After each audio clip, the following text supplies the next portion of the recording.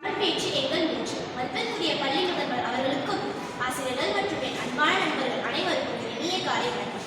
என்ன ஒரு வேடிக்கை! முன்னுரையா? என் தாய்மொழி தமிழுக்கு முன்னுரை தேவையில்லைனா? வேண்டியவரை விருதுகளுக்கு ஒரு ஆலமரத்திற்கு இந்த புல்லின் வரவேற்பு போதும் தானா? கார்த்திகை மாதத்து அகல் விளக்கு நிலாவிற்கு வாழ்த்துப்பட வருவதுமா?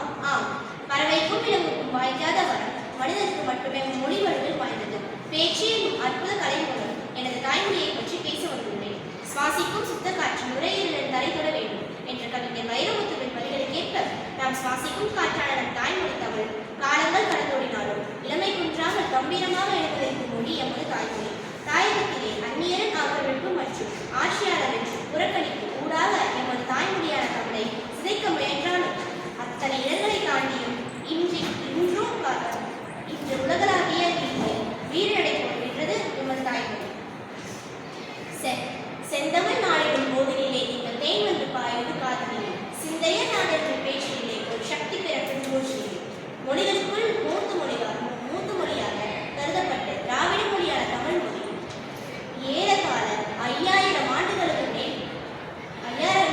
மேல் தோன்றியது என பல சான்றுகள் கூறுகின்றன. பிற மொழிகள்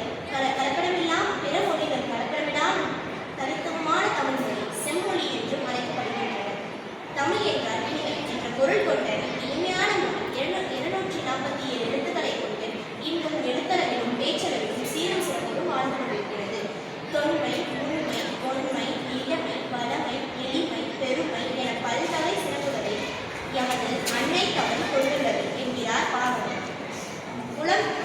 எத்தனை மொழிகள் தெரிந்தாலும் சொந்த தாய்மொழியை பயிற்சி கதைப்பது என்பதற்கு வேறேதும் இல்லாதது என உறுதியோடு நம்பும் பலரின் புனிதமான சிந்தனைக்கு தலைவணங்கி சர்வதேச தாய்மொழி தினமாகிய இன்று எமது தாய்மொழியான தமிழ் மொழியின் பெருமைகளை நாட்டுவோம்.